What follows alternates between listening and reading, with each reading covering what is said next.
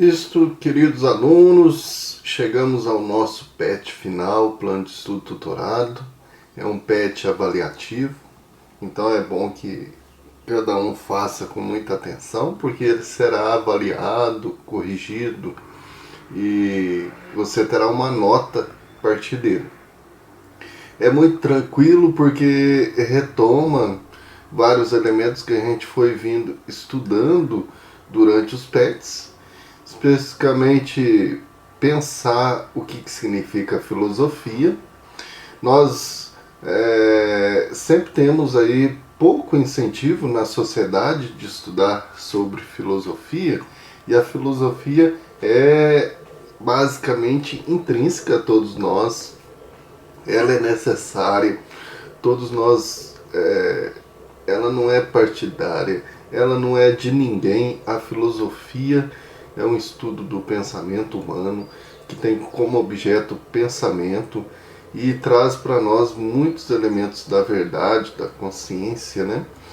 Esse PET avaliativo, então, ele tem aí a referência de 4 semanas, vai ser somado uma carga horária também, pelo cálculo da escola.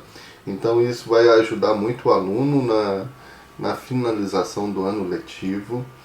Ele tem como eixo temático verdade e validade, passando por vários temas aí: ser e deve ser, consciência e ação, liberdade e determinismo. São temas que a gente estuda no planejamento do segundo ano e que faz parte aí de vários elementos que a gente já foi vindo trabalhando aí durante os PETs, né? Vai ver muito tranquilo pelo tipo de atividade. Nós teremos atividade objetiva, de alternativa, temos atividades aí de dissertação e também uma autoavaliação no final, né? Então vamos ver cada uma das atividades para vocês não terem dúvida na hora de responder. Muito tranquilo. A primeira, nós temos aí um trecho da música da canção Como uma Onda, que muita gente já conhece, de Lulu Santos e Nelson Motta. Nada do que foi será, de novo do jeito que já foi um dia, tudo passa, tudo sempre passará, a vida vem como em ondas, como um mar, no indo e vindo infinito, tudo que se vê não é igual ao que a gente viu há um segundo, tudo muda o tempo todo no mundo. Não adianta fugir nem mentir para si mesmo agora. Não há tanta vida lá fora que dentro, sempre como uma onda no mar. Toda forma de pensar no dia a dia da vida acaba nos direcionando a dois grandes filósofos, né? Ou Heráclito ou Parmênides. Parmênides diz que a essência não muda, o que muda muitas vezes é a casca, né? E o grego Heráclito já nos diz que, como um fogo, nós estamos em constante mudança, em transformação. Por isso que a conhecida frase dele: não se entra duas vezes no mesmo rio. Então nós temos aí uma relação com a música, né? E nessa relação com a música, qual das alternativas aqui corresponde à relação da música aí com a frase de Heráclito, ou o pensamento de Heráclito, né? Muito tranquilo. O fragmento aqui de Empédocles, um dos filósofos pré-socráticos também, ali próximo a Heráclito, do que nós vimos anterior. Ainda outra coisa te direi, não há nascimento para nenhuma das coisas mortais, como não há fim na morte funesta, mas somente composição e dissociação dos elementos compostos. Nascimento não é mais do que um nome usado pelos homens. Então aqui nós temos uma relação daquilo que é entre mito e logos, razão, lá no início da filosofia grega. Tem todo um elemento aí que agora modifica, né? Porque havia toda uma narrativa para a questão do nascimento. nós temos a passagem com os pré-socráticos, nós temos a passagem da mitologia, que é aquelas narrativas gregas, sempre dando uma explicação mitológica, né? Cheio de símbolos, cheio de que envolvia um pouco de racionalidade, mas muita fantasia, de modo simbólica, que tinha sempre uma expressão profunda cultural, né? Com os pré-socráticos há uma explicação mais racional. Então aqui em Empédocles diz que nascimento nada mais que um nome usado pelos homens, né? Então nós temos aí um elemento mais de razão, mais de comprovação daquilo que é realmente a realidade. E dentre as alternativas, que vocês vão ler, vão perceber que uma não corresponde a essa relação entre ali a passagem do mito para agora o logos, a razão, né, de forma explicativa mais racional. Então vocês vão ver ela. A número 3, muito interessante também, agora de forma mais dissertativa. Podemos ver aqui como você pôde perceber ao longo dos seus estudos, a filosofia é um conhecimento dinâmico, está sempre, por isso as várias correntes filosóficas, porque a filosofia também analisa os contextos da sociedade, da história que passam, ela não fica prevendo o futuro, ela sempre é de análise mais racional. Muda tanto que no período chamado pré-socrático, aquele período dos primeiros filósofos, depois da mitologia, ela passou por um processo dramático de ruptura com a tradição anterior, que é a tradição mítica, que eu já falei aqui, referente à questão número 2. E inaugurou uma forma completamente nova de compreender o mundo. Então, uma forma mais racional, mais verídica, né, diante da realidade.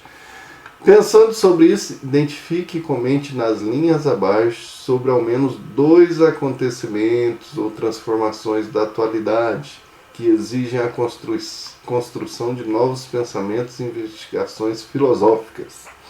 Então você vai citar 2 momentos da atualidade que exige que a gente pense, use a filosofia para analisar, para pensar em novas formas de pensar, né? Posso citar aqui vários que são como exemplo, né? Aí nós temos em questão a computação, né? Inteligência artificial, que vai exigir filosoficamente novos pensamentos, né? Porque da inteligência artificial agora é uma inteligência da máquina construída pelo homem, que pode determinar novos rumos, né? A própria internet, né? Essa rede de comunicações que nós temos aí para até mesmo trocarmos diversas informações, fazermos com que o mundo, meio ambiente, a questão de sustentabilidade, vários elementos aí, você vai identificar 2 acontecimentos que fazem com que exijam uma nova visão de ser. Por quê? Por que passou da mitologia para a filosofia, para a forma racional na época? Porque criou-se a navegação, novos descobrimentos, novos instrumentos foram aparecendo, moeda de troca, relações comerciais, vários elementos que foram aparecendo na época em que o mito já não era mais sustentável. Quando a gente pensa assim em novos pensamentos, investigações, é porque o que vem de novo que o pensamento anterior já não dá mais conta. Igual eu citei, a inteligência artificial.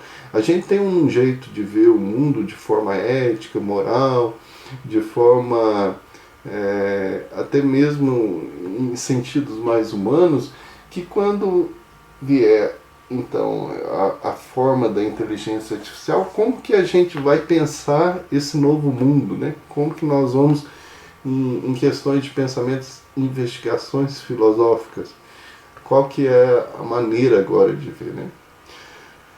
Número 4, sobre aquele momento da Revolução Francesa, principalmente em relação aos ideais iluministas, né? Aqui nós temos o pensamento de Kant, toda a narrativa aí. Kant destaca aí nesse texto o conceito de esclarecimento do iluminismo, né? Fundamental para a compreensão do contexto filosófico da modernidade. Esclarecimento no sentido empregado por Kant representa. O que representa o esclarecimento, né? Porque para Kant, esclarecimento é a saída do homem de sua menoridade. Menoridade enquanto pensamento. O homem agora ele não é dependente mais da religião, não é dependente mais de estruturas do Estado. Ele é um ser indivíduo, que é um elemento, uma característica, um elemento principal aí da modernidade, né? Da qual ele próprio é culpado, ele próprio é dono de si. Agora, a menoridade é a incapacidade de fazer uso de seu entendimento sem a direção de outro indivíduo. Então ele era menor, igual um menor aí de idade. Agora o homem, ele não é mais dependente, a religião não tem que falar o que ele tem que fazer, o que ele não tem. Agora o homem é o próprio culpado dessa menoridade. Se ele é dono de si, então se ele causa alguma coisa, ele não é uma maldição divina, ele é dono de si, né? Se a causa dela não se encontra na falta de entendimento, mas na falta de decisão e coragem de servir-se de si mesmo sem a direção de outro. Tem coragem de fazer uso de teu próprio entendimento, tal é o lema do esclarecimento. A preguiça e a covardia são as causas pelas quais uma tão grande parte dos homens, depois que a natureza de há muito os libertou de uma condição estranha, continuem, no entanto, de bom grado menores durante toda a vida. Então, para Kant, esse esclarecimento, esse crescimento nosso, esse ser dono de si, mas ao mesmo tempo responsável também. Então, você vai, uma questão objetiva aí. Outra questão, a número 5. Imagine uma situação em que você é o responsável de uma tarefa e que ninguém mais pode ser, uma situação de escola, de trabalho, de família. Então você é responsável por uma tarefa. Para a realização dessa tarefa, ninguém deu nem dará orientação alguma. Então, sendo assim, você decide quando e como fará o que tem que fazer. Depois de pensar um pouco sobre essa situação, responda: você está preparado para realizar essa tarefa com autonomia? Autonomia, você tem uma ordem, segue uma regra, as regras, segue um direcionamento sem precisar que outros te falam. Não precisa de uma câmera, de alguém vigiando. Você já é mais adulto, né? O que falta para você se sentir preparado, né? Aí eu coloquei um exemplo aqui. Você fosse responsável, por exemplo, na escola lá, de organizar um seminário das disciplinas de filosofia e sociologia. Então você se sente preparado para realizar essa tarefa? O que falta então? Isso daqui é uma autoanálise para ver se você é uma pessoa que tem já uma certa maturidade. Você se dá conta de ser responsável por isso? Então é uma pergunta pessoal muito interessante assim, para autorreflexão, né? Vamos lá, a número 6, sobre valores e morais. A gente tem um fragmento aí. E o que nós podemos inferir, concluir corretamente sobre a leitura desse fragmento? Qual a alternativa que corresponde a ele, né? Um objetivo. E para finalizar esse PET avaliativo, nós temos uma autoavaliação. É para você perceber o que você aprendeu durante o longo desse ano, nesse aspecto da filosofia, mas são elementos assim muito interessantes, muito subjetivos, muito pessoais mesmo, onde você vai marcar aqui sim, em parte ou não. O que eu aprendi em filosofia? Eu consigo refletir sobre as coisas que acontecem comigo. A filosofia me ajudou a ter uma reflexão de mim mesmo. Sim, em parte? Não. Compreender que as outras pessoas têm pontos de vista, modos de ver, interpretações diferentes, porque a filosofia ela nos ajuda a perceber que é uma gama, é uma quantidade de diversidade muito grande que nós convivemos. Quando a pessoa ela tem um pensamento muito fechado, ela tem essa ideia de que um só deveria dominá-la e ser o mandante, então ela quer excluir a diversidade, os outros pensamentos, né? E a filosofia nos ajuda a perceber que há vários pontos de vista, há o diferente. Então a importância da filosofia na nossa vida, né? Consigo entender que o pensamento não é algo pronto, que evolui ao longo da história, então que a gente não tem um... Por isso que muitas pessoas têm muita dificuldade com a filosofia, porque elas já têm uma mente já formada, pensada, e não querem perceber que as coisas é uma evolução. Que muitas vezes, quando nós nos deparamos com a filosofia, a gente tende a perceber que somos muito mente fechada mesmo, e que a gente precisa haver um processo de crescimento, de amadurecimento, né? Consigo perceber que também sou responsável pelos acontecimentos. Então, como diz Sartre, né, eu sou livre, mas sou responsável. Sou